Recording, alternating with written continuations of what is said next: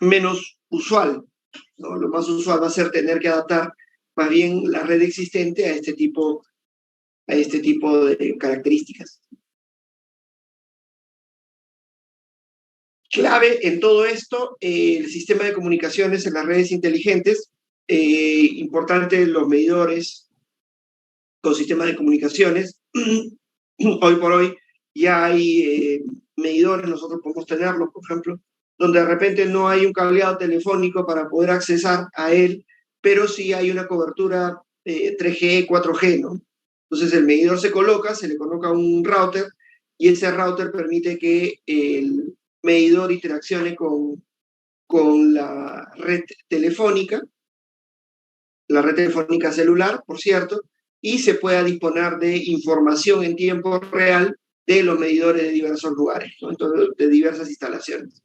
Esto, digamos, se refuerza ante la situación o ante la necesidad de contar con sistemas de comunicación. En todo caso, lo que podríamos decir es que los sistemas de comunicaciones ya existen, ¿no? Los 3G, 4G, 5G ya existen, ya son de tipo comercial, ¿no? Y por lo tanto, disponer de un medidor inteligente, ¿no? Que pueda registrar los dos sentidos del flujo, que pueda almacenar información, que tenga una memoria másica, ¿no? Eso de ahí ya existe. Entonces, el apartado de comunicaciones, el apartado de interacción de estos sistemas de medición, de registro, incluso de control con nuestros equipamientos al interior de casa, tampoco no se hace complejo, ¿no? En realidad se vuelve relativamente sencillo. Claro, cuando ya las exigencias se incrementan, ¿no? Y se solicitan, pues, determinados niveles de confiabilidad, determinados niveles de respaldo, ahí sí. Pero si lo que necesitamos es básicamente un medidor y que este medidor tenga un determinado nivel de control sobre las instalaciones internas de la casa o del punto donde se esté generando esta electricidad o se esté consumiendo, sin las exigencias mayores de tener respaldos, de tener unos determinados niveles de confiabilidad en la información, en los registros de medición, entonces con la infraestructura existente ya podríamos hablar de que contamos con suficiente equipamiento para cubrir las necesidades de comunicación de nuestras redes inteligentes. Ok, bueno, esta es una visión de estos sistemas inteligentes y como habíamos visto en las clases anteriores, de repente mirar esta presentación previo a lo que hemos desarrollado en clases anteriores, ¿no? Digamos, esto es la mecánica o es la visión panorámica de lo que nos sirve a posteriori con este tema de los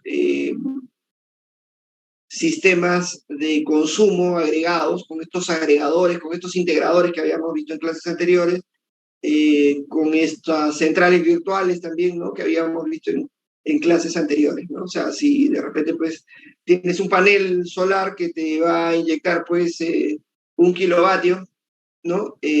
No necesitas pues tener un sistema de respaldo, ¿no? Que uno vaya por microondas, que otro vaya por red celular, ni tampoco necesitas de que haya un nivel de confiabilidad alto en cuanto a las señales. Si ya no funciona, no funciona y pasa al siguiente equipo. Al final lo que está monitoreando el agregador, está monitoreando la central virtual, básicamente es una respuesta conjunta, integrada de un conjunto de equipos de cuales se está buscando extraer una respuesta, ¿no? Entonces, digamos, así como visión panorámica, como visión general, esto es lo que deberíamos tomar en cuenta.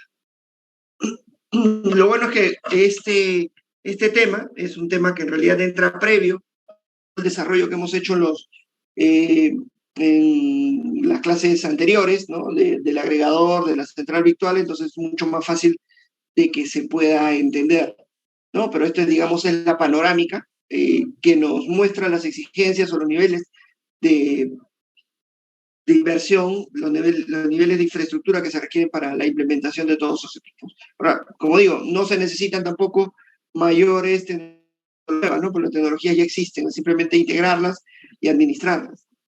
Y también que, bueno, las tecnologías tengan un cierto nivel de confiabilidad, ¿no? No la confiabilidad del 99% que de repente se le exige a una central convencional, pero es un nivel de confiabilidad pues del 85, 90%, ¿no? Podría ser razonable.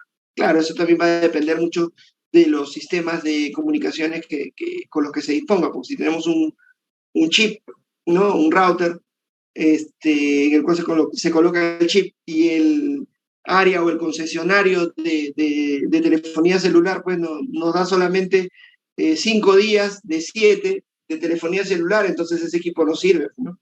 Tiene que haber un nivel de confiabilidad de todas maneras que sea razonable, ¿no? No que nos quedemos pues, con 40, 30% de disponibilidad de señal y por lo tanto este, también de disponibilidad de control, ese equipo no sirve, ¿no? Esa instalación no sirve. Al menos no sirve con ese sistema de comunicaciones, se requeriría otro sistema de comunicaciones que sea mucho más robusto y mucho más confiable.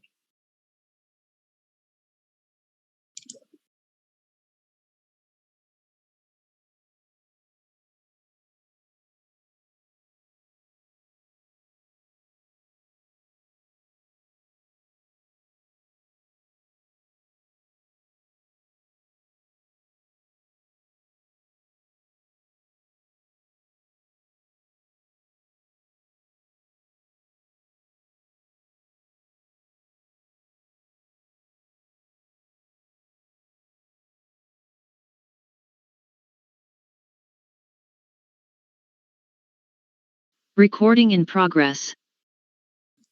Bueno, lo otro que vamos a ver es el tema de autoproducción solar fotovoltaica.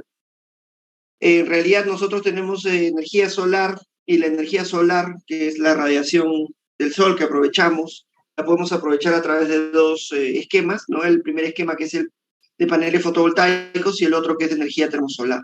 En cuanto a paneles fotovoltaicos, tenemos los sistemas de autogeneración, ¿no? Que son de generación distribuida, y los que vienen a ser de grandes centrales eléctricas, ¿no? En cuanto a energía termosolar, nosotros tenemos colectores cilíndricos, campos helióstatos o centrales termosolares. En realidad lo que vamos a ver acá en esta presentación van a ser sistemas de autogeneración, de generación distribuida. Y acá básicamente tenemos dos tipos, ¿no? Sistemas de generación de segunda generación, que son las que estamos mostrando acá en la figura, ¿no? Donde vemos que hay un sistema de generación eléctrica, un panel fotovoltaico, hay un regulador que va a regular, va a hacer un balance entre lo que genera el panel y lo que vamos a necesitar almacenar, por un lado, en la batería, y lo que vamos a requerir también de consumo por parte de los equipos que tengamos conectados a nuestra red, ¿no? El panel fotovoltaico va a estar conectado a un regulador, ¿no? Y el regulador se va a encargar de regular, de controlar. Es un poco ese equipo que va a administrar, va a ser el director de orquesta de este pequeño sistema eléctrico, ¿no? El panel, el regulador y a partir del regulador una carga, otra carga asociada al mismo sistema.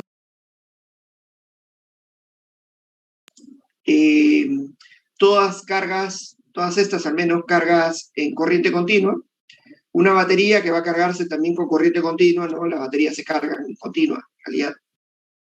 Un inversor para tener corriente alterna y el consumo por parte de un par de equipos que toman energía de la alterna, ¿no? O sea, tienen su cargador y se conectan en alterna y toma la energía que ha rectificado el inversor, ¿no? Este es un sistema de segunda generación.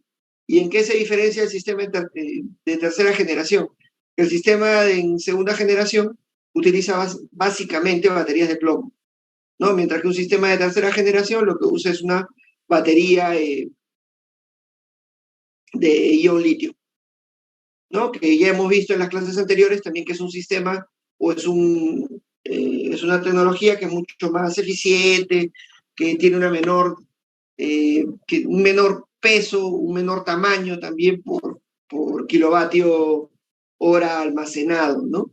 Que además tiene pues el beneficio que es más liviano, tiene el beneficio que tiene un mayor número de ciclos de vida, ¿no? Mientras uno tiene, el de plomo tiene 500, 600 cargas y recargas o ciclos como tiempo de vida útil, la batería de ion litio tiene o puede tener un ciclo o un conjunto de ciclos de hasta 5000 cargas y descargas para poder decir que hay una afectación al tiempo de vida útil. O sea, la vida útil es de 5000 ciclos de carga y descarga, mientras que por el otro lado tenemos 500, 10 veces menos.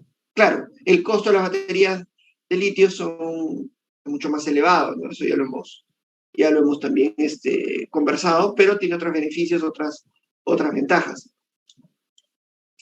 ¿No? El componente principal de este sistema de autogeneración, ya sea de primera o segunda generación, es el panel fotovoltaico,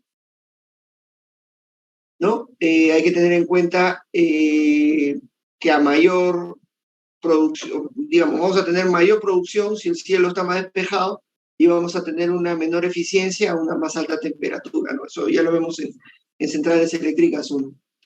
El controlador, el regulador, que es el que se va a encargar de ir modulando el nivel de producción, el nivel de entrega a la batería, el nivel de entrega también a los otros equipos que estén conectados, ¿no? Esto se trata de colocar para evitar el deterioro rápido de las baterías. Ya habíamos hablado también en las clases anteriores que las baterías tienen este problema que hay que hacer un adecuado seguimiento de sus ciclos de carga y descarga, si no pueden haber complicaciones en cuanto a su tiempo de vida útil, se trastoca la integridad de la batería, ¿no? Tenemos las baterías, pueden ser baterías de plomo, ¿no? Que son las más baratas, las más pesadas, y tenemos las baterías de litio, que son las más costosas, las más livianas y las que tienen un tiempo de vida útil mucho mayor, ¿no? Bueno, esto ya lo habíamos visto también, los diversos tipos de tecnología que tenemos para baterías de litio, el nivel de diferencia en términos de tiempo de vida útil y también de costos, ¿no? El inversor que va a ser necesario en tanto nosotros busquemos o tratemos, ¿no? De también dentro de nuestra red disponer de un equipo que vaya a tomar energía en corriente alterna, ¿no? Los sistemas fotovoltaicos que no requieran o que no quieran contar con sistemas de almacenamiento pueden tener este tipo de perfil con un sistema de producción conectado en paralelo a la red eléctrica del sistema, ¿no? En la cual cuando el sol está generando radiación importante, hay una producción y esa producción es aprovechada por los equipos de la casa y pueden haber excedentes que puedan salir hacia la red, ¿no? Mientras que, por ejemplo, cuando hay alguna situación de lluvia o es de noche, va a haber una mínima producción o no va a haber producción de energía solar fotovoltaica y se va a tener que tomar la energía de la red directamente, ¿no? Entonces eso, digamos, lo que nos dice es que pueden haber también alternativas, de hecho hay alternativas, de no solamente tener sistemas aislados, ¿no? Como esto, que podría trabajar tranquilamente de manera aislada, sino que también hay sistemas que lo que pueden hacer es lograr de que nosotros podamos disponer de una red interna que nos permita a nosotros reducir nuestros costos, ¿no? Pero que, digamos, en el caso de no poderse contar con esa generación que venga del sol o de los paneles, en todo caso, podamos tener un nivel de respaldo importante en el abastecimiento de electricidad que provenga de la red eléctrica, ¿no? El sistema nos provee en aquellos casos en los cuales no haya suficiente producción de los paneles fotovoltaicos, ¿no? Hay que tomar en cuenta nosotros para nuestro dimensionamiento los consumos que tenemos en nuestros equipos de casa, ¿no? Y nosotros podríamos también diseñar nuestro pequeño sistema de generación fotovoltaico, inclusive de almacenamiento, ¿no? Lo que hay que tomar en cuenta es que nosotros vamos a necesitar obligatoriamente estar chequeando los niveles de tensión de cada uno de los equipos que vayamos instalando, ¿no? Porque si nosotros vamos a comprar un panel que va a tener, digamos, una generación de 20 voltios y por ahí tenemos un controlador y el controlador toma la energía en 2 voltios, va a tener que necesitar un transformador ahí intermedio, ¿no? Es simplemente un diseño de equipo, es un diseño bastante sencillo, ¿no? Ahora, hay que mirarlo tanto en términos de potencia, en términos de vatios, como también en términos de energía, en términos energéticos, porque nosotros también lo que vamos a hacer, si es que así se requiere, es diseñar un sistema de almacenamiento, y el sistema de almacenamiento tiene que tener la energía que nosotros vayamos a usar a lo largo de un periodo, ¿no? Porque de nada sirve que nosotros, digamos que vamos a tener un volumen de energía producida, y ese volumen de energía producida simplemente se pierde. Lo almacenamos, lo guardamos y lo podemos usar a posteriori, ¿no?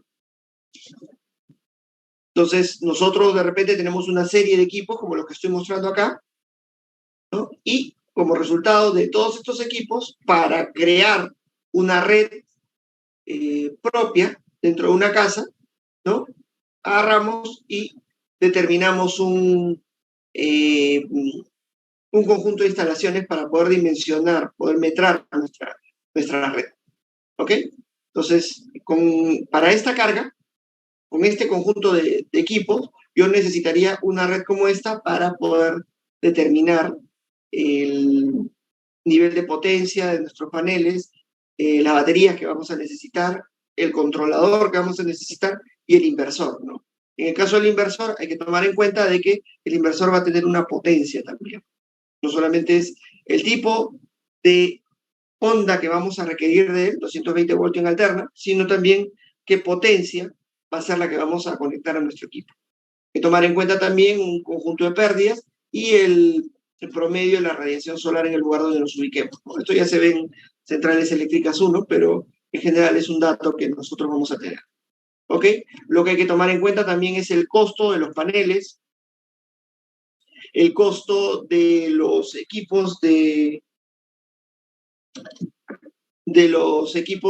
almacenamiento, ¿no? Las baterías de litio, las baterías de plomo, si es que es así, los controladores, que también tienen costos importantes, ahí ustedes lo pueden ver, ¿no? Yo les hablaba mucho que si pagan 100 soles mensuales, entonces poner una red interna para poder ahorrarse esos 100 soles mensuales implica un ahorro de 1.200 soles al año. Pero si ustedes están viendo acá los costos de los inversores, los costos de los paneles, de las baterías, pues estamos hablando de un montón de plata.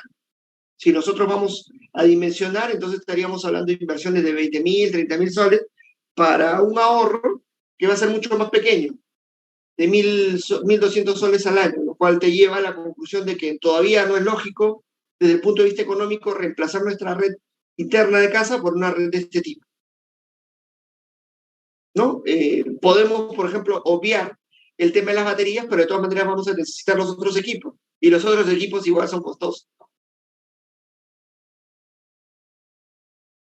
Entonces, la cuarta práctica va a tener este dimensionamiento, ¿no? Vamos a tener que, digamos, tratar de dimensionar un sistema para nuestras casas. Yo le voy a dar la radiación, considerando que todos están ubicados en Lima, y a partir de eso, con el consumo típico de sus casas, ¿no? Van a tratar de diseñar un sistema eléctrico propio.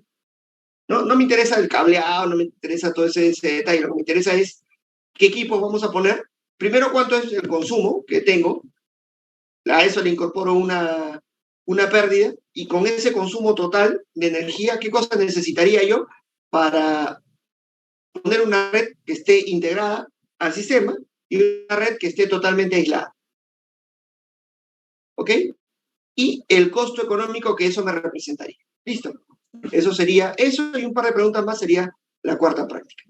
Otro tema que hay que tomar en cuenta es que ya en el Perú se han hecho algunas subastas para sistemas aislados que sean alimentados por paneles fotovoltaicos y por baterías, ¿no? Entonces eso ya es una realidad en algunos sitios alejados del país, sobre todo tomando en cuenta que nosotros Después de Bolivia, somos el país que tiene el peor índice de electrificación de toda Latinoamérica, ¿no? Y esto no es porque seamos un país que está, pues, bueno, somos un país que está en vía de desarrollo, pero no estamos tan mal. Y esto es porque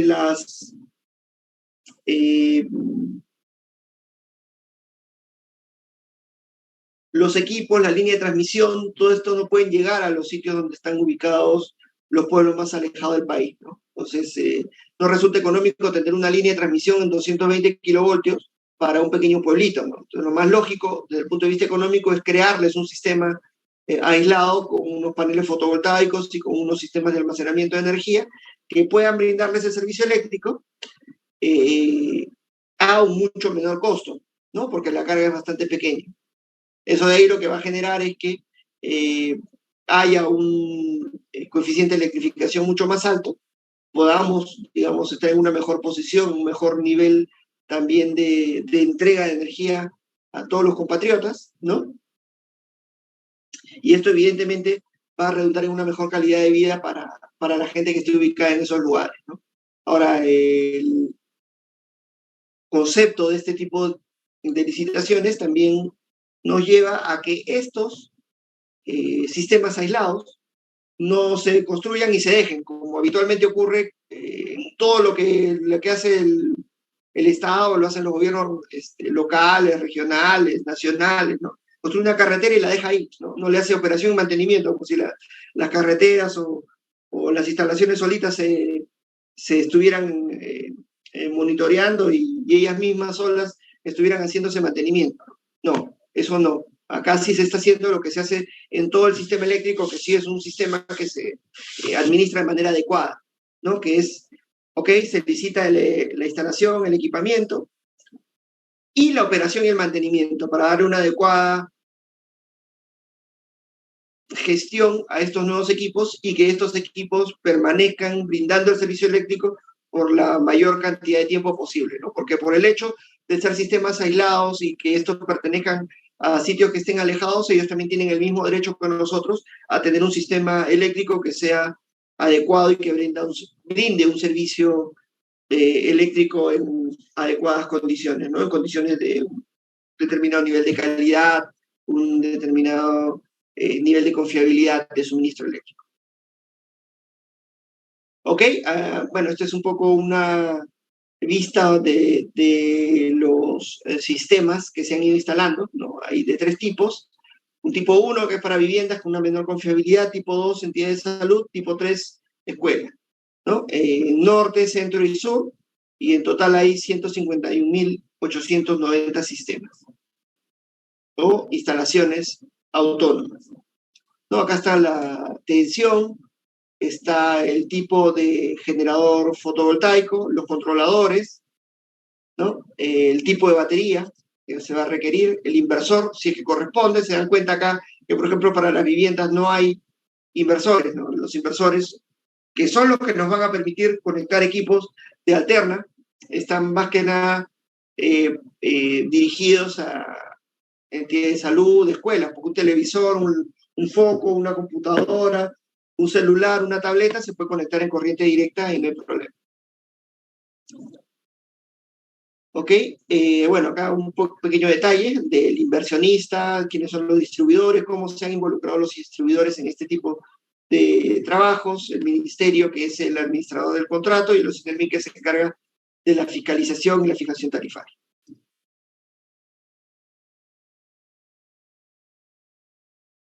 ¿Ok? Entonces, una visión panorámica general de este tipo de instalaciones, ¿no? Las cuales están sirviendo bastante, como digo, para poder elevar el coeficiente de electrificación en el sistema peruano y para brindarle servicio eléctrico a las personas que se ubican en pueblos alejados del país y que tienen el mismo derecho que todos nosotros a poder contar con suministro eléctrico, ¿no? Un suministro eléctrico calidad confiable y donde sobre todo sea operación y mantenimiento, ¿no? Una cosa que es clave, totalmente necesaria para cualquier tipo de instalación, para cualquier tipo de infraestructura.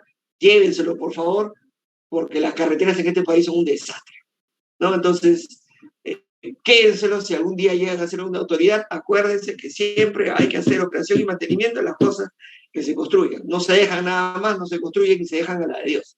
Entonces, acá se está haciendo las cosas bien, en el sentido de que hay operación y mantenimiento de la nueva infraestructura, como todo en el sistema eléctrico, lo cual es bueno porque eso redunda en un mejor nivel de calidad para nuestro servicio, ¿no? El servicio que es de atención para lo que nosotros estamos estudiando.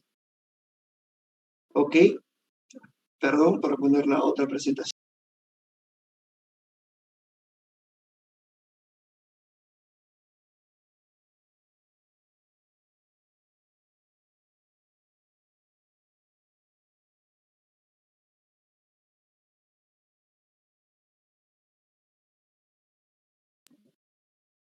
Y el otro tema que vamos a ver es el de electromovilidad. Voy a también dar algunos conceptos de lo que viene a ser hidrógeno, porque al final la búsqueda es la misma, ¿no?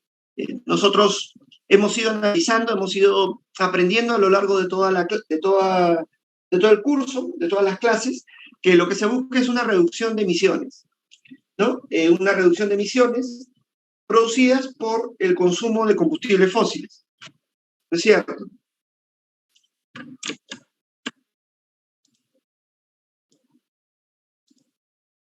Es un poco lo que hemos venido aprendiendo a lo largo de todas las clases.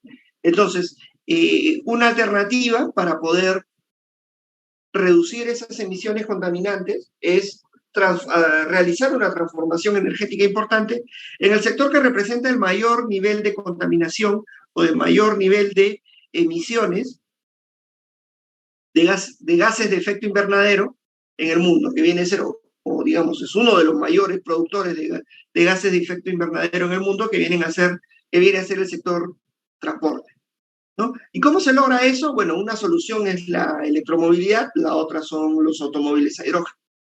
En el caso de la electromovilidad, y esto es, digamos, viéndolo desde la perspectiva de Perú, nosotros tenemos un parque total de 2.500.000 entre autos, camionetas, camiones y buses, ¿no? 2.555.000. Es un valor correspondiente al 2016, ¿no?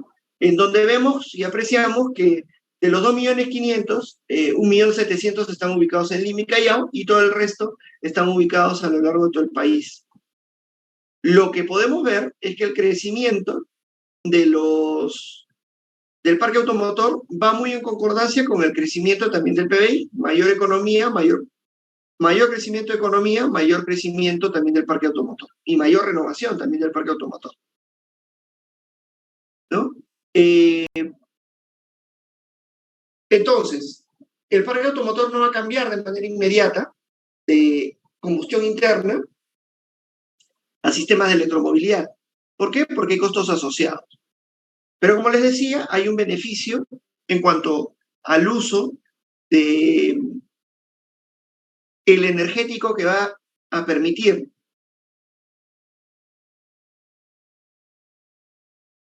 la atracción de los sistemas de los sistemas de movilidad. Si nosotros lo vemos desde el punto de vista de consumo energético, ¿no? Si nosotros producimos 100% de crudo, ¿no? Vemos que en términos generales, en un sistema de combustión interna, y esto es, digamos, para verlo desde el punto de vista totalmente conceptual, ¿ok? En la parte superior tenemos un sistema de electromovilidad, totalmente electromovilidad, pero que es alimentado a través de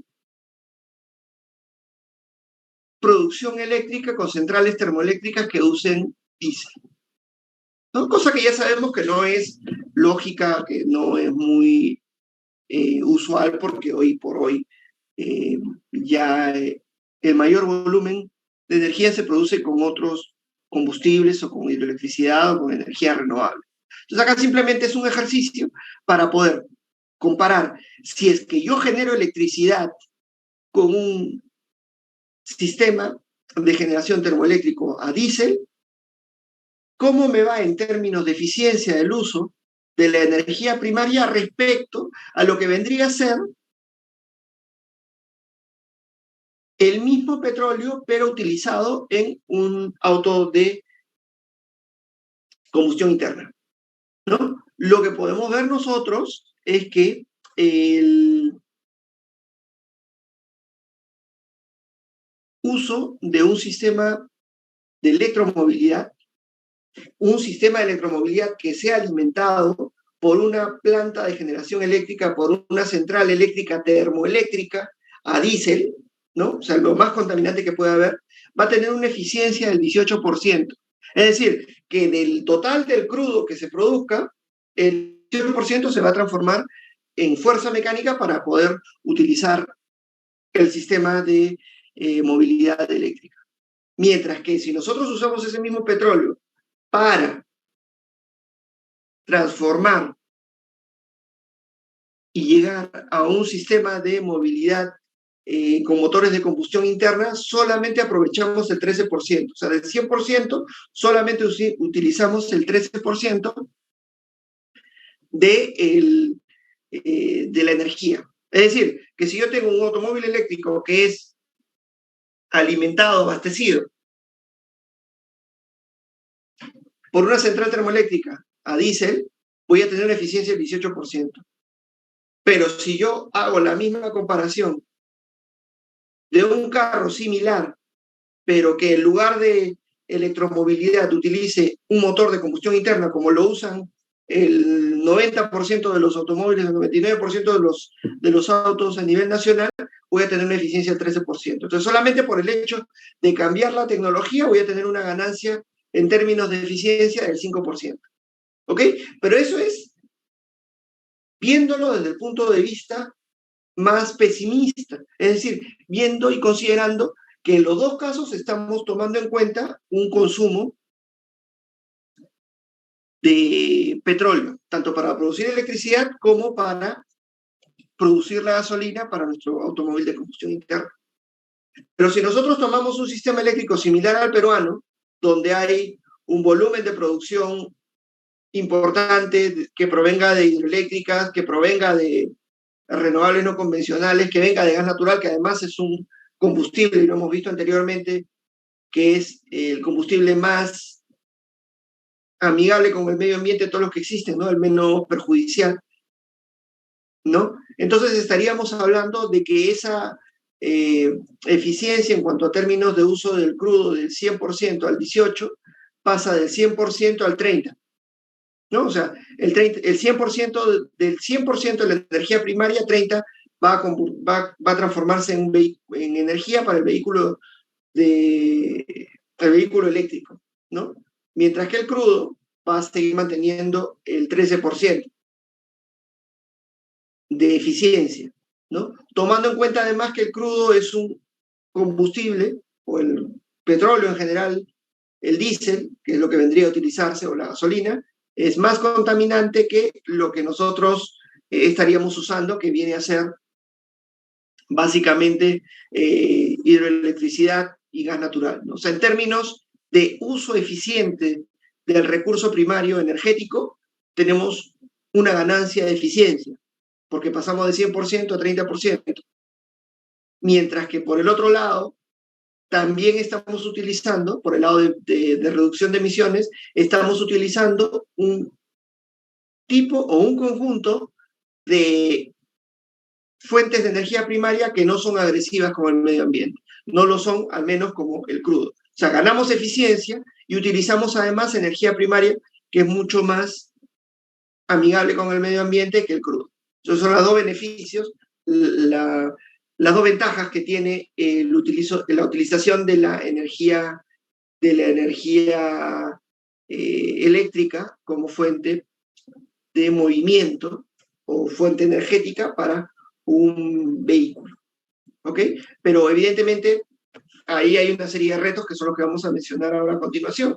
Lo que nosotros podemos tener en cuenta es que más o menos en términos de volumen energético, un consumo, digamos, típico de un auto va a ser un consumo, no, un volumen de almacenamiento de las baterías de un automóvil, en el caso de una, no sé, pues, un equipo, un carro, un automóvil, tipo Nissan, un auto pequeño, Nissan Leaf, podemos hablar de 30 kilovatios hora de almacenamiento en las baterías del auto, ¿no? Un BMW i3 puede tener 33 kilovatios hora, un Volkswagen Golf, e-Golf, ¿no?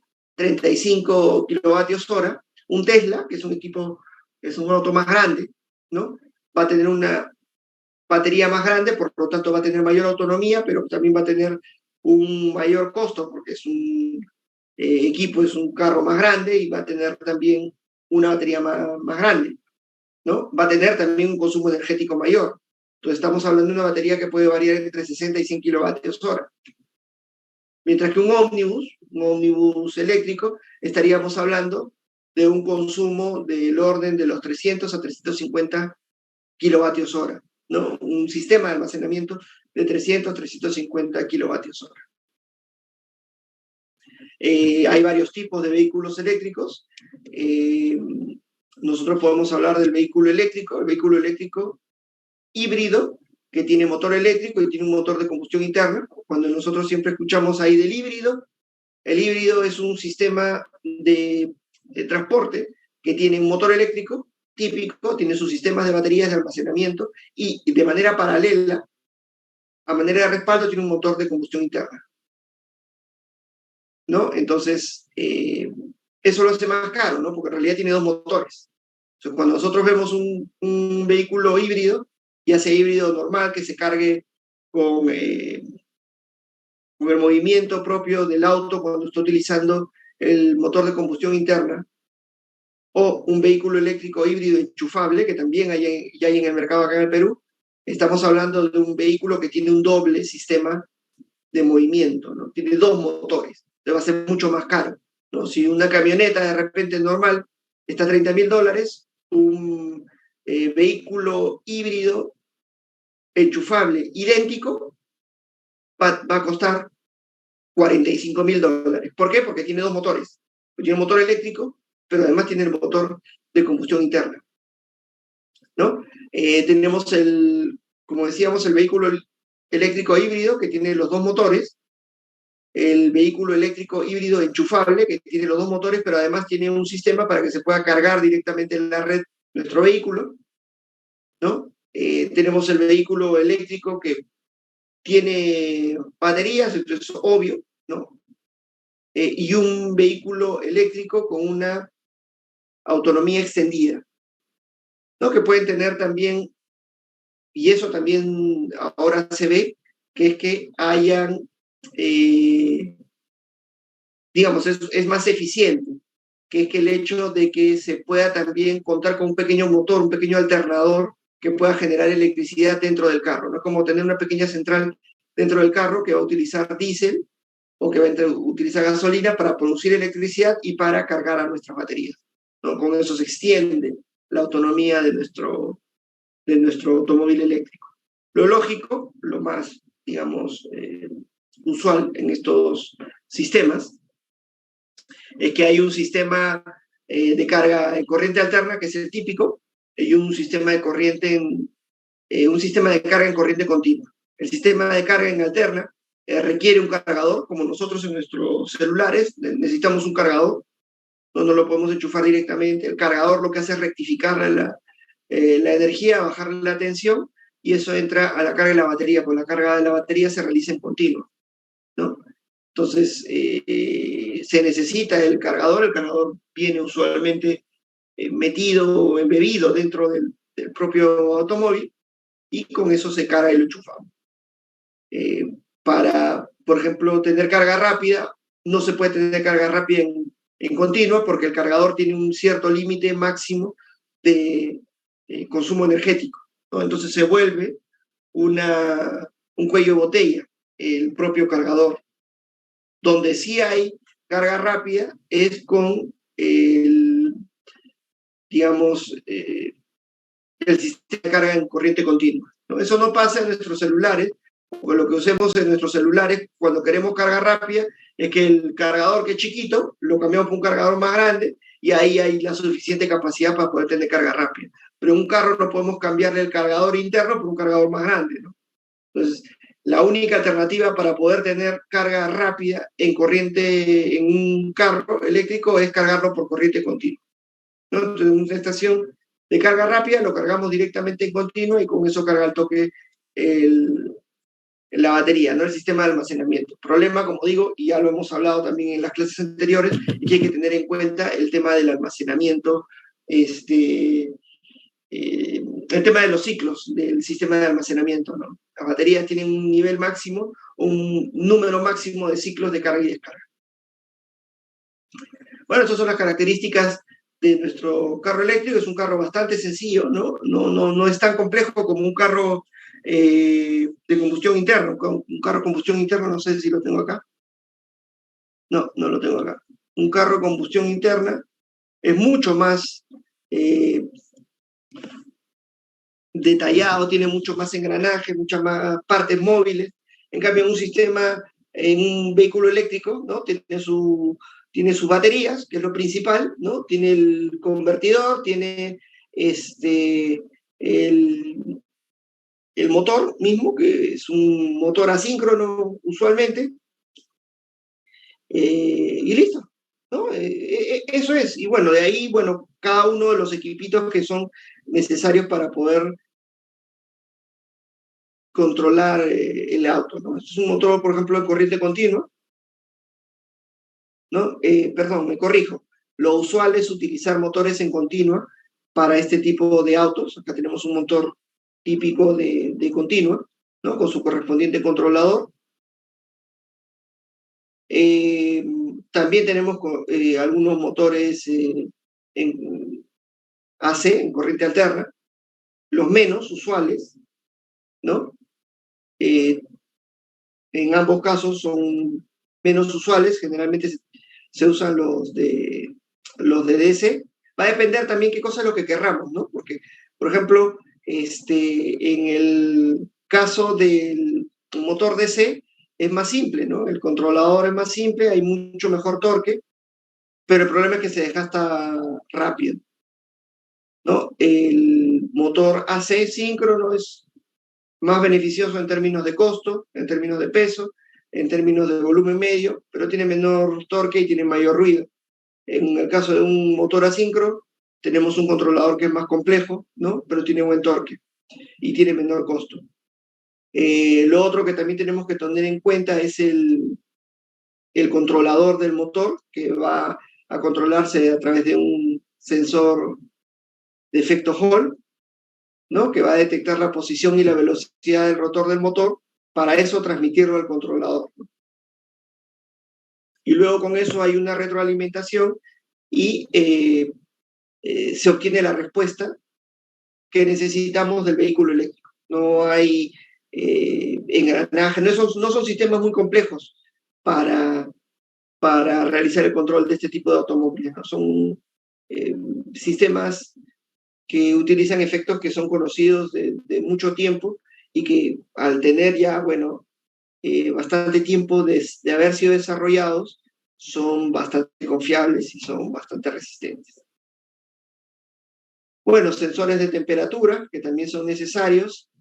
Bueno, el acelerador de efecto Hall, lo que hablábamos hace un rato, ¿no? Y finalmente, bueno, el cargador de un automóvil, o sea, puede tener esta apariencia, puede tener cualquier otra apariencia. Y finalmente, el controlador también de carga de batería del auto. Tiene que ser también bastante adecuado. Los motores eléctricos, como les decía, son mucho más simples, mucho más ligeros, ¿no? Que los motores de combustión interna, que son mucho más complejos. Los sistemas de baterías, usualmente en los automóviles eléctricos con baterías de ion litio. Este es el sistema de administración de la batería, ¿no? Los tipos de electrolineras que podrían haber. Tenemos que en casas y oficinas tendríamos sistemas de almacenamiento, sistemas de carga en corriente alterna, hasta 3.7 kilovatios, monofásica. En servicios privados, como de repente el estacionamiento de un condominio, ¿no? podríamos tener un sistema que puede ir hasta 22 kilovatios, perdón, en monofásica también, ¿no? Y va a tener su protección, va a tener de repente algún tipo de sistema de medición para poder contabilizar la energía que se está tomando de la red. Es un servicio privado, pero digamos de carácter público, un condominio, nosotros enchufamos nuestro carro, obviamente estamos tomando energía de la red, del servicio, digamos, compartido en el condominio, entonces eso tiene que registrarse y eso después es posteriormente facturado al dueño del automóvil, ¿no? Luego tenemos una estación de carga pública y podemos hablar, por ejemplo, de las estaciones en los supermercados, los malls, que puede ir hasta 43 kilovatios. Ahí sí tenemos sistemas trifásicos, ¿no? Y bueno, la rapidez en la carga va a depender básicamente de nuestro cargador interno, ¿no? Otra vez en corriente alterna. Y finalmente tenemos las estaciones de carga públicas en corriente continua, ¿no? Donde ahí vamos a poder cargar hasta 240 kilovatios, ¿no? Si lo tenemos durante una hora va a ser 240 kilovatios hora. Y la carga rápida va a poder hacerse efectiva porque estamos cargando en continuo,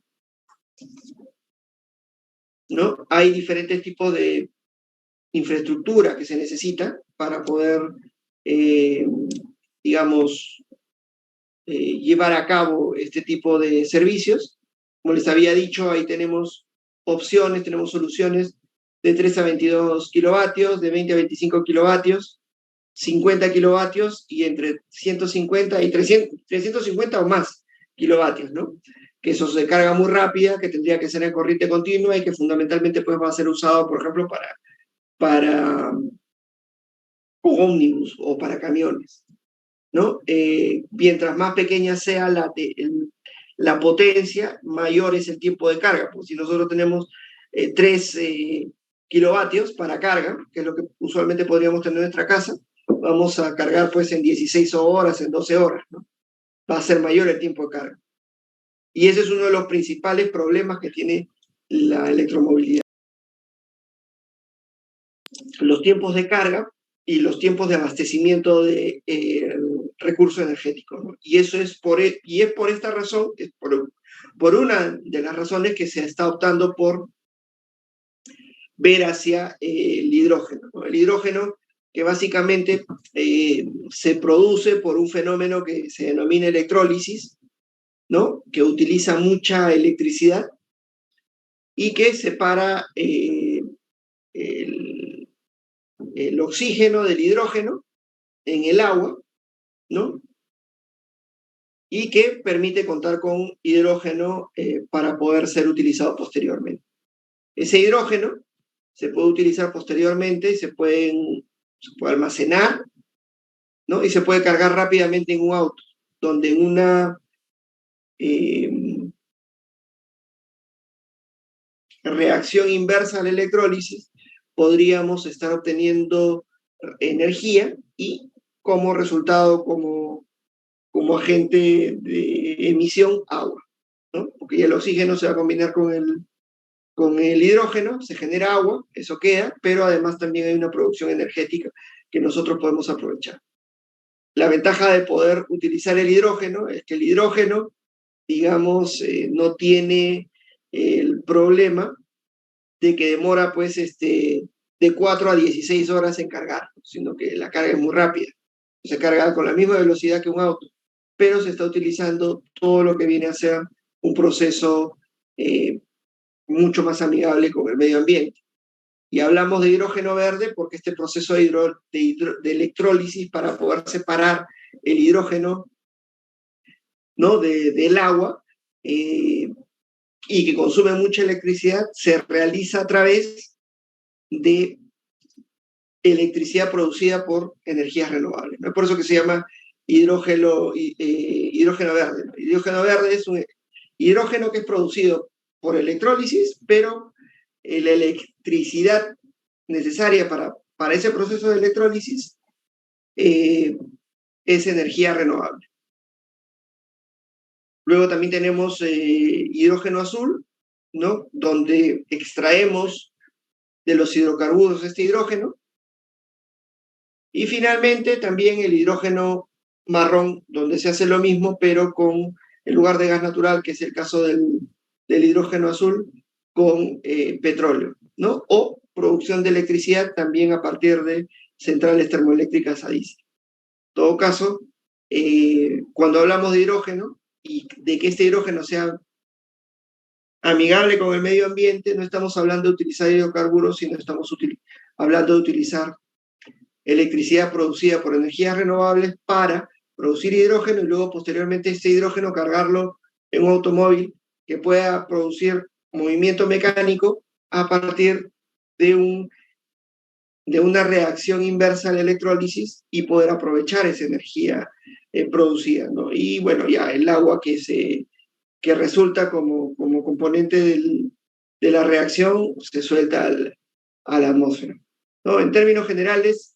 la ventaja de esta tecnología es que es mucho más rápida la carga que en el caso de la carga de los automóviles eléctricos, ¿no? Entonces, pero ahorita también es una tecnología incipiente, yo creo que más incipiente que la de los automóviles eléctricos, que tienen un avance mucho más grande, ¿no?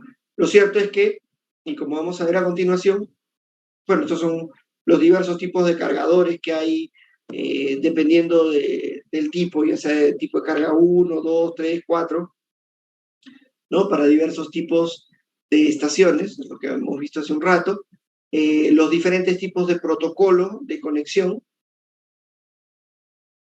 ¿no? Hay tipo 1, es en alterna, tipo 2 de la Unión Europea, el tipo 1 es de Estados Unidos, desecha de modo de Japón, es otro protocolo, ¿no? En corriente continua, CCS1 de Estados Unidos, CCC2 en continua también, pero en la Unión Europea, ¿no? Y tenemos este GBT, que es de China, ¿no? Cada país tiene su propio protocolo, bueno, cada, digamos, gran productor, ¿no? Pero esto va a tender a lograr, seguramente si es que se implementa este tipo de tecnología, va a tender a ser un tipo de tecnología estándar, ¿no? Básicamente lo más recomendable para los sistemas de carga de automóviles es que tengan la mayor cantidad de protocolos posible, ¿no? A veces mucha gente no conoce, compra un carro eléctrico y no tiene idea de qué tipo de estándar de carga tiene su automóvil, ¿no? Entonces, de repente caga el Perú, él compra un tipo de automóvil eléctrico y dice, ah, qué chévere, bacán, ¿no? Pero de repente no hay ningún tipo de cargador de ese tipo en el Perú. Entonces ahí fue complicado, ¿no? Complicado manejarse de esa manera. Son cosas y son detalles que hay que tomar en cuenta. Todo tipo de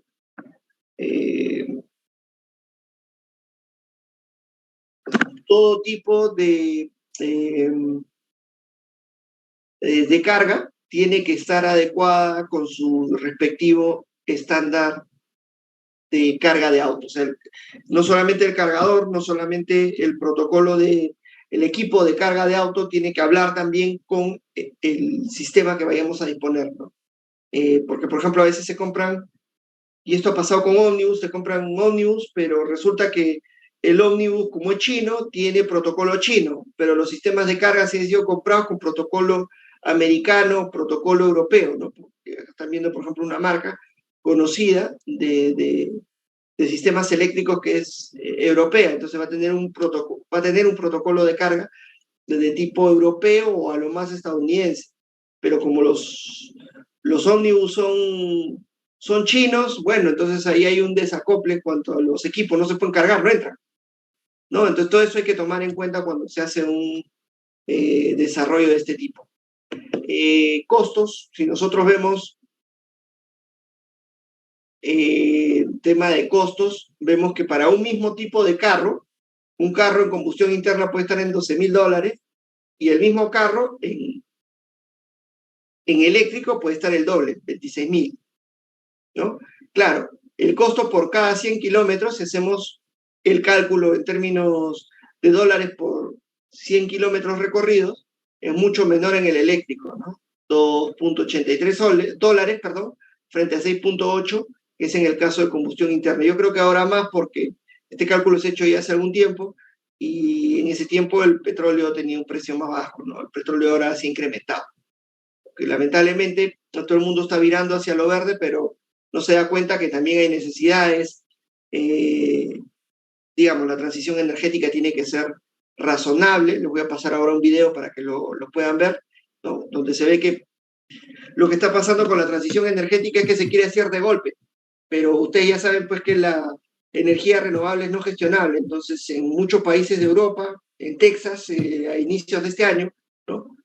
Todo había virado, una gran parte había virado hacia generación renovable, una gran parte del parque de generación. El problema es que, por ejemplo, se cae el viento, se fregaron porque no había generación eléctrica y han habido situaciones de pérdidas humanas porque no había suficiente energía producida por este tipo de centrales, ¿no? Y ya las otras las habían sacado fuera de servicio porque contaminaban, ¿no? Todo esto está generando de que, bueno, ok, o sea, queremos tener generación renovable por todo el tema mediático que hay de por medio, ¿no? El gran impulso que se le está dando a esta tecnología, pero también hay que tener en cuenta el aspecto técnico, que es lo que siempre hemos venido hablando acá, que es que nada se puede hacer de golpe y nada se puede hacer sin tener en cuenta el aspecto técnico, ¿no? Entonces, lo que está pasando es que, ok, ya nadie quiere petróleo, ok, pero ¿con qué lo reemplazas? Con renovables, perfecto. ¿La renovable es gestionable? No. ¿La renovable es confiable? No. ¿La renovable tiene firmeza? No. Ok, conclusión, ahora se necesita petróleo. Pero como se ha desincentivado la exploración del petróleo, el petróleo ha subido. Conclusión, subida de precio de electricidad, subida de precios de petróleo a nivel internacional, ¿no? Eso es por hacer las cosas a la loca. No hemos tenido en cuenta esa característica. Lo que tiene que haber es una transición energética, pero una transición energética suave, paulatina, razonable, ¿no? No podemos escuchar a los activistas que no tienen el menor conocimiento respecto a estos temas y hacerle caso a ellos dejando de lado el aspecto técnico, ¿no? Hay que tomar en cuenta el aspecto técnico porque eso es lo primordial para no caer en situaciones tan absurdas como las que están pasando actualmente y por las que está atravesando ahorita Europa y Estados Unidos atravesó a inicio de este año, ¿no? Ahí les voy a pasar un video conjuntamente con estas presentaciones para que lo vean ustedes en su casa. Regresando al tema, en cuanto a costos de ómnibus, tenemos que el mismo ómnibus en combustión interna, $150.000, en eléctrico, $300.000. En términos de costo, por cada 100 kilómetros, combustión interna, 38.4, en términos eléctricos, $19.97 por 100 kilómetros. Es mucho más barato desde el punto de vista de un automóvil eléctrico o un ómnibus eléctrico, el costo de transportar, el costo del combustible, digamos así.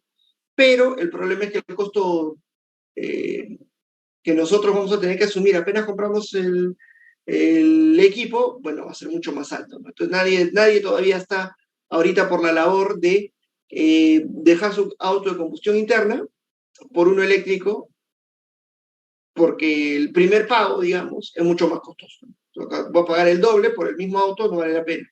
Por más que de acá a 10 años voy a pagar la mitad o la tercera parte por combustible, ¿no? Además, esto se suma al hecho de que no hay todavía electrolineras y al hecho de que tampoco hay la posibilidad de carga rápida como lo que hay en gasolina. Entonces, la gente no está muy todavía entusiasmada por tratar de migrar a este tipo de tecnología aún, ¿no? En tanto no se equiparen los costos, porque apenas se equiparen los costos, creo yo, lo que va a suceder es que va a haber una migración masiva hacia automóviles eléctricos. En cuanto a los automóviles a hidrógeno, esta tecnología todavía está a un nivel más incipiente, entonces creo que eso sí va a demorar un poco más. ¿Qué es lo que demora la adopción del vehículo eléctrico? Pues básicamente el costo de paridad, ¿no? Que esto de acá, que cuesta 26.000, sea igual a estos 12.000. Es decir, que el precio de un automóvil eléctrico sea igual que el precio de un automóvil de combustión interna. Cuando sean iguales estos dos precios, a un costo menor de combustible, la gente va a preferir el eléctrico. ¿Eso cuándo va a suceder? Cuando bajen los precios de las baterías. Y cuando bajen los precios de las baterías, ahí vamos a estar en una situación de paridad. Y ahí es donde podría haber este impulso mayor del automóvil eléctrico. ¿Cuándo pasaría eso? 2025-26. A partir de esos años, 25-26, es mucho más probable que en el Perú mismo el nivel de adopción de estos automóviles eléctricos explosione. Entonces, todo el nuevo parque tendría que irse a ser eléctrico, ¿no? Cuando ocurra esta paridad, que aún no ocurre, ¿no? El gran problema es que para eso vamos a tener que estar preparados, porque si ustedes ven en España, hay, bueno, al menos hasta, esto es del año pasado,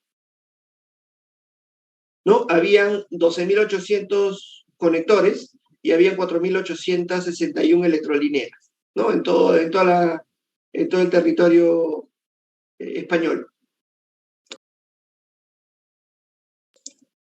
Sin embargo, en el Perú, lo que tenemos son solamente 27 conectores con 20 electrolineras, todas ellas en línea. Entonces, y ojo, que lo que hay son estos tipos, ¿no? No es que hay todos los tipos para todos los carros, es lo que hablábamos hace un rato en cuanto al tema de los protocolos de conexión.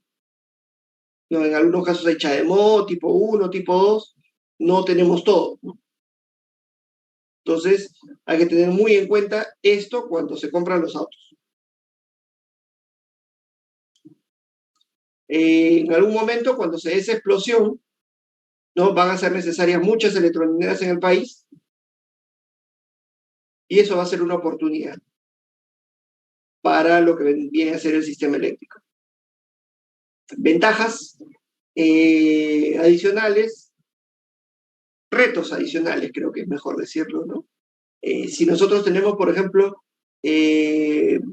carga lenta, ¿no? Con corriente alterna, y todos ellos cargando de forma simultánea, tendríamos que incrementar la demanda eléctrica solamente por los automóviles de Lima y Callao. O sea, si todos hoy por hoy, todos los automóviles eléctricos de Lima y Callao todos los automóviles se vuelven eléctricos en Lima y Callao, tendríamos que incrementar a la demanda 4.070 megavatios, solamente por el hecho de que todo se transforme. Solamente Lima y Callao, sin considerar el resto del país, ¿no? Si hubiera carga rápida, es decir, que se hiciera todo por continuo, estaríamos hablando de un incremento de demanda del orden de los 605 megavatios, ¿no? Solamente para Lima y Callao. Entonces, la cantidad de electrolineras, la cantidad de instalaciones nuevas que vamos a necesitar para la carga de este tipo de equipos, tanto en las redes de distribución de nuestras casas como también en la red de distribución por el lado de las electrolineras, va a ser importante. Eso todavía es un reto. En otros países, en los países del primer mundo, hay esta posibilidad de contar con esta cantidad de electrolineras, de conectores, porque también es mucho más fácil adquirir un automóvil eléctrico porque es más barato y tienen incentivos, ¿no? Cosa que no pasa acá. Porque además tampoco nosotros vamos a subsidiar, pues, no sé, ¿no? El costo de 12.000 a 26.000 dólares, ¿no? Para que todos usen automóviles eléctricos. O sea, basta ya con lo que se hizo antes, cuando se promovió generación renovable no convencional, cuando esta generación renovable estaba en 250 dólares por megavatio hora, mientras que hoy está alrededor de 27, 28 dólares. Ya se hizo esa tontería, ya no debería volverse a hacer.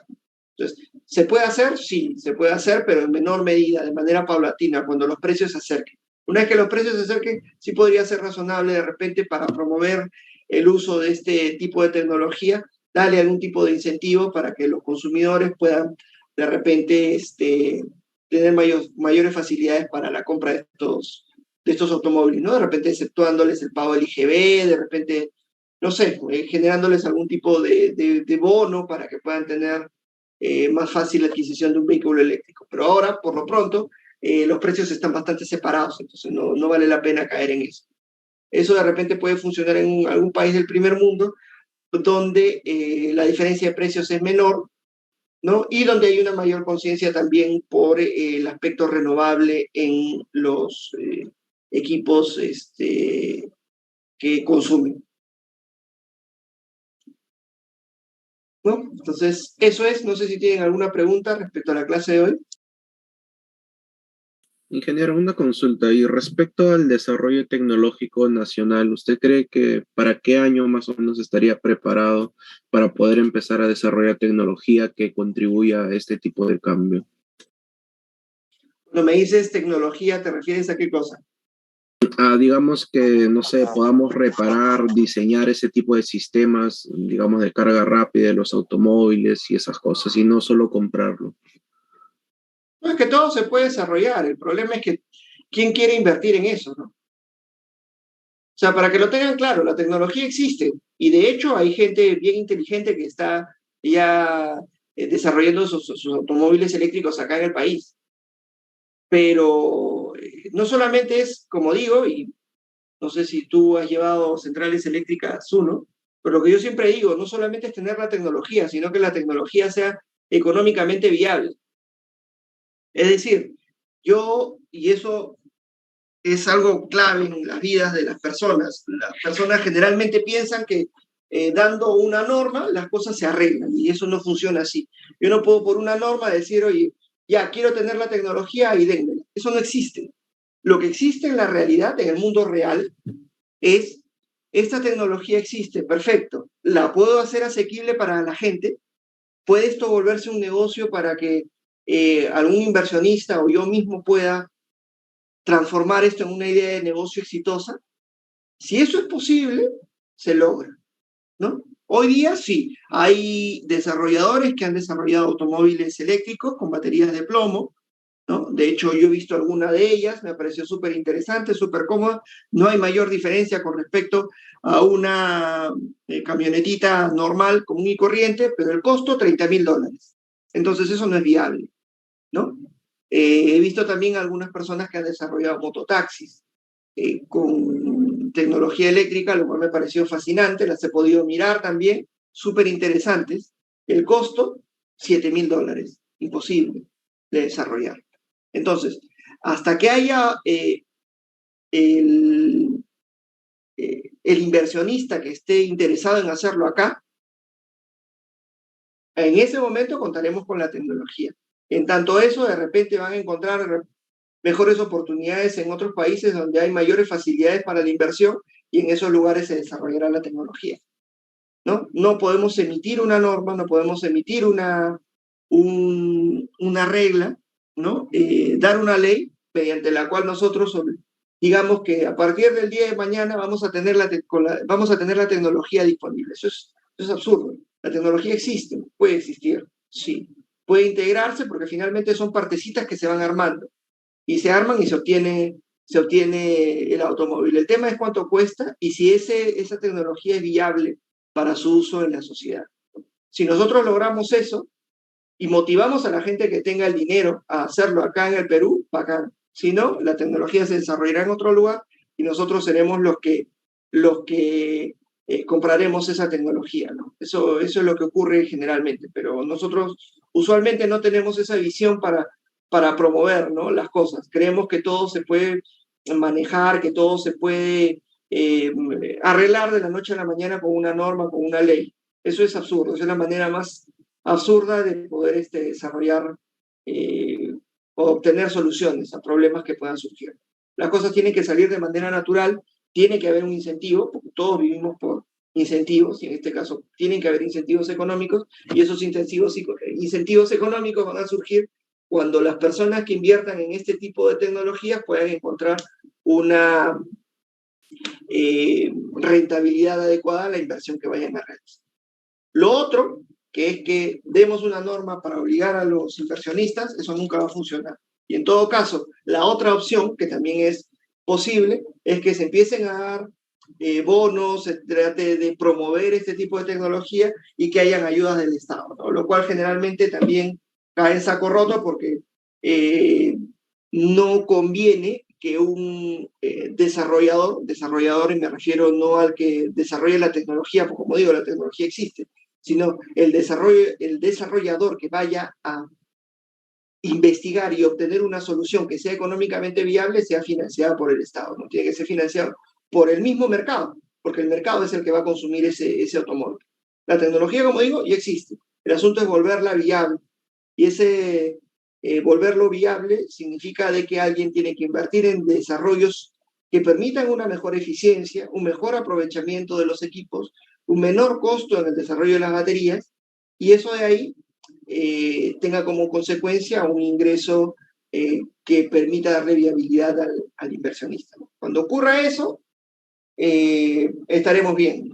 Como digo, las cosas no son mágicas. Si las cosas fueran mágicas, qué lindo sería el mundo, porque todo sería, digamos, solucionado mediante normas, sería solucionado mediante leyes, mediante promociones, mediante bonos. Las cosas no funcionan así. El mundo no funciona así. El mundo gira en torno al beneficio económico de las personas, ¿no? Y cuando las personas vean que las tecnologías de electromovilidad, por ejemplo, cuesta lo mismo que un automóvil combustión interna, créeme que eso inmediatamente va a decantar en un mayor uso de ese tipo de tecnología, ¿no? No, ahora no. Los desarrollos están ahí, son costosos, todavía no hay, tampoco hay intención de nadie de poder invertir en este tipo de tecnologías, al menos en el Perú, porque ¿por qué? Porque el Perú tampoco no es un país que tú pienses que es recontra atractivo para invertir y para generar una nueva tecnología, ¿no? Eso no es así, no funciona de esa manera, ¿no? Nosotros tenemos algunas ventajas competitivas por el lado de otras actividades que nos estamos lamentablemente desarrollando y explotando, ¿no? Y desarrollando, por ejemplo, un caso muy, y disculpen que me extienda, pero un caso muy, digamos, representativo es lo que pasa con la minería en el Perú, ¿no? La minería en el Perú es una industria que es importante y que tenemos clase mundial, ¿no? Pensar en que dejamos de lado la minería y salimos adelante es un absurdo, porque países como Nueva Zelanda, Australia, Canadá son países desarrollados por este tipo de industria. Lo que deberíamos pensar es tratar de darle mayor valor agregado a eso que estamos produciendo. Y en lugar de construir refinerías para petróleo que no producimos, construir refinerías para productos que sí producimos, como son el cobre, el zinc y todos esos otros materiales, ¿no? O sea, inversiones absurdas, como el caso de la refinería en el norte del país, para tratar de producir algo que no producimos, porque Perú no es un gran productor de petróleo, ¿no? Es un absurdo cuando podríamos haber invertido en otro tipo de refinerías que hubieran producido, le hubieran dado un mayor valor agregado a lo que realmente producimos, que en este caso es minerales, ¿no? Eso, ¿por qué ocurrió? Bueno, no sé, hay tantos absurdos en nuestra vida republicana, que esto es simplemente uno más de tantos, ¿no? Y eso precisamente es lo que nosotros tenemos como misión, ¿no? Tratar de darnos cuenta de que hay cosas absurdas y tratar de ponerlas encima de la mesa, para decir, oye, esto es absurdo, ¿no? Invertir en esto cuando podemos invertir en esto otro que sí realmente tenemos, y de repente no hacerlo nosotros, sino dar facilidades para que lo haga un privado y nosotros no gastar el dinero, sería mejor. Pero bueno, eso no se hizo y ahí tenemos un claro ejemplo, ¿no? Como digo, son temas bastante lógicos. Lo otro que hay que tomar en cuenta también es que, por ejemplo, en el caso de la minería, nosotros producimos minerales, pero los minerales no lo van a requerir toda la vida, ¿no? Entonces, en algún momento, por la misma innovación tecnológica, por el mismo espíritu humano de tratar de lograr mejores soluciones, vamos a ir reemplazando esos materiales por algunos otros. Y esos materiales van a dejar de ser necesarios para la humanidad y por lo tanto su valor va a caer a cero. ¿Qué vamos a hacer ahí? ¿No? Es la clásica historia del guano con el salitre. Guano fue reemplazado por el salitre y el salitre fue reemplazado por los fosfatos. En el Perú hubo una guerra por el guano, fue la guerra con Chile.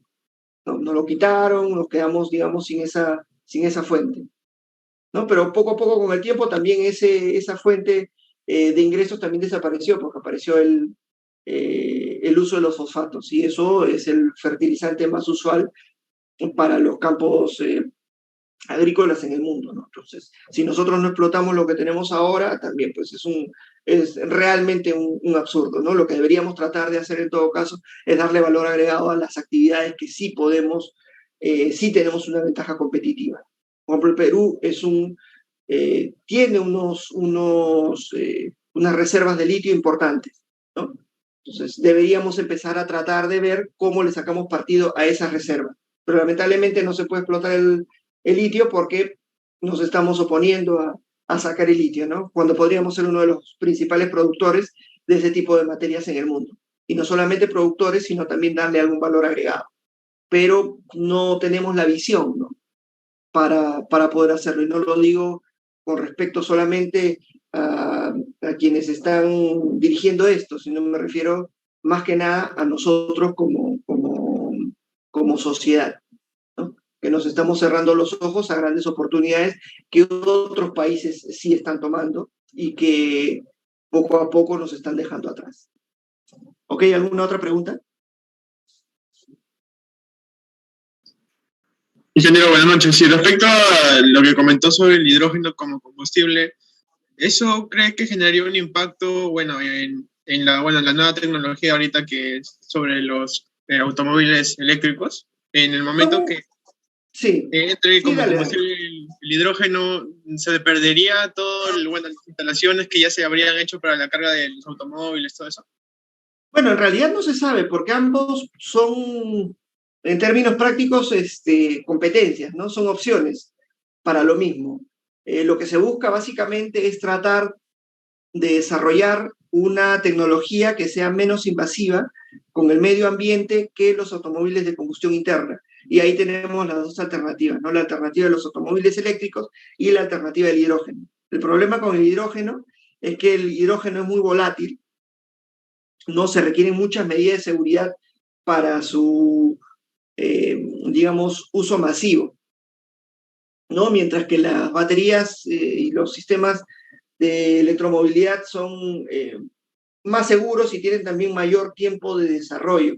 El problema, como digo, de los automóviles eléctricos son los tiempos de carga, que son demasiado largos, pero también se está avanzando en tecnología para poder mejorar ese tipo de limitaciones, ¿no? Decirte que uno u otro va a ganar, no sé, no sabría. Me gustaría saber para invertir en eso y para poder retirarme más joven. No sé cuál de las dos vaya a ganar esa carrera, ¿no? Puede ser algo parecido a lo que pasó en los 80 con el VHS y el Betamax. ¿Cuál de las dos gana la carrera? Bueno, ganó una, ¿no? Acá no sabemos. O de repente las dos también se adoptan como digamos, solución a este tema del transporte a nivel mundial. Y lo más probable es que una sea la que termine predominando sobre la otra tecnología. No lo sabemos aún. Hay algunos países que están apostando por el hidrógeno, pero son, digamos, apuestas incipientes, ¿no? Todavía no hay tanto desarrollo como en el caso de los autos eléctricos. Sí, ingeniero. Y otra consulta, ingeniero. Respecto a las instalaciones off-grid que también usted comentó, normalmente con un mantenimiento, correcto, con un correcto mantenimiento, ¿cuánto tiempo de vida podrían tener esas instalaciones? Buena pregunta. En general se ha siempre tomado en cuenta, se ha tomado la consideración que una central, un panel fotovoltaico puede tener una vida útil de 20 años, ¿no? Así es como fueron diseñados, como fueron conceptualizados. En realidad tienen una degradación más o menos del 1% anual, porque cada año van perdiendo, son finalmente electrones que están pasando por ánodo, cátodo, ¿no? Son semiconductores y tienen una degradación que más o menos se estima entre el 0,5 y 1% anual. Y se les da una vida útil aproximada de 20 años. Sin embargo, en la realidad, ya cuando estos equipos han sido instalados y se vienen utilizando, se vienen explotando, se vienen operando, se está viendo que el tiempo de vida útil puede extenderse a 25 años. Entonces, un sistema de estos soft-grid adecuadamente mantenidos, operados, debería más o menos estar con un tiempo de vida útil de los 25 años.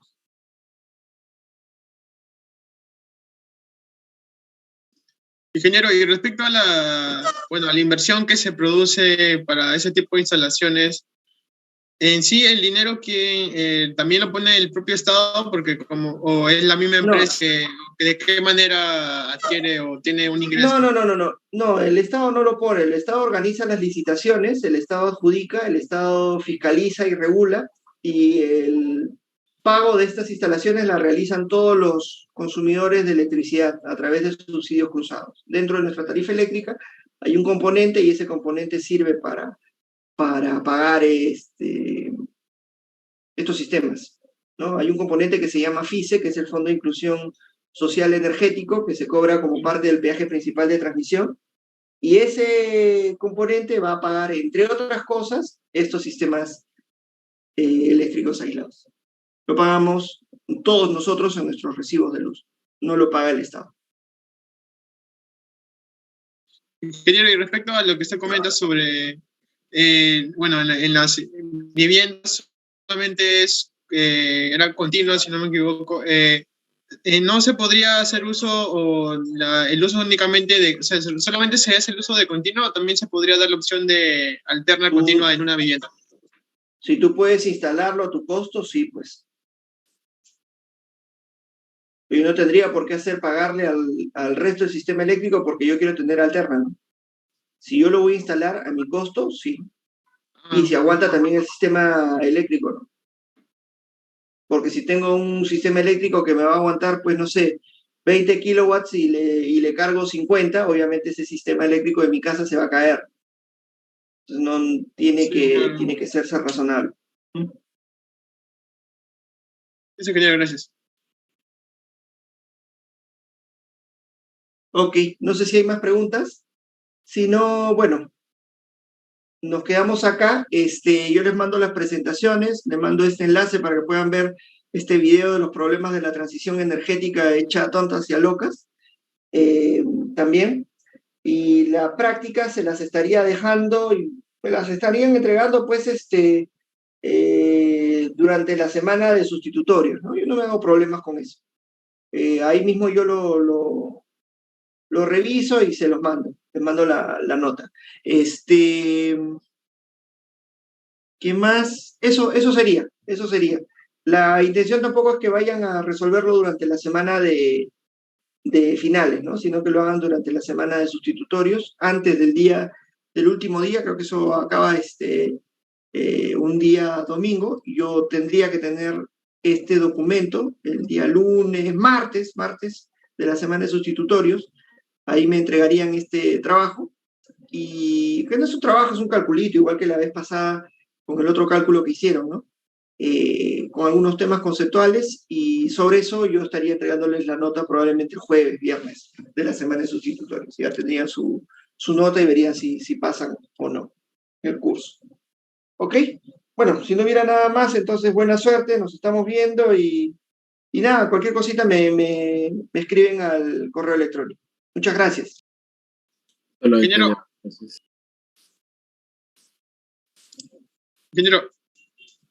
Sí, dígame. Una consulta. Bueno, en mi caso yo estoy llevando 2 cursos con usted. Y en el primer envío, en las indicaciones no pedía colocar el nombre del curso en el asunto del envío. Sí, no hay problema. No lo coloqué.